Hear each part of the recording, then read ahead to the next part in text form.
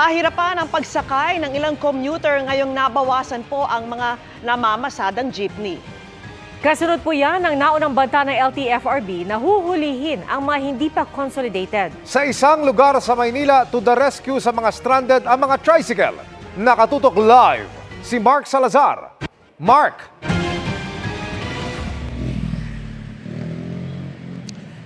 Pia, Vicky, Emil, ngayon ang unang araw dapat nung sinasabi nilang hulihan dito sa mga unconsolidated jeepneys. Kaya tayo ay nag-ikot para tingnan natin kung paano ang implementasyon nito at paano makakaapekto ito sa mga pasahero.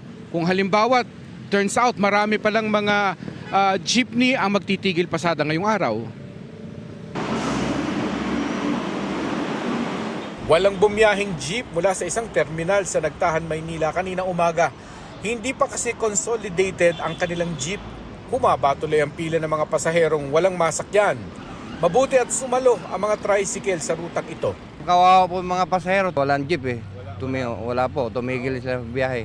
Yung napaprint ko pong money na ginamit ko for school, nagkulang na po. Pagpunta ko dito sa sakayan ng jeep, nakita ko po to, 20 pesos po pa lang, dala ko lang po is halos 14 pesos na lang.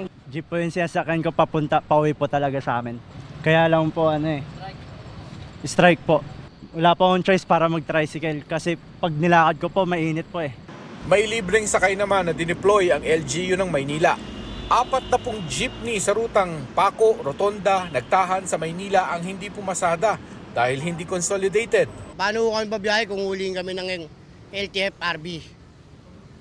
Biyahing-biyahe kami, tutusin lang. Kasi mga driver ko dito, puro may mga pamilya yung pinapakain. Kung huliin nila kami, dahil di kami consolidated. Dismayado ang mga pasaherong nagkakasya lang sa 3 modern jeep na natirang bumabiyahe sa ruta. Dapat siguraduhin lang may sakyan ng mga tao. Kasi kawawa ang mga commuter ngayon. Wala masasakyan. Sa dami ng pasahero sa umaga, hindi naman kayang lahat yan. Isakay lahat ng ibang biyahe.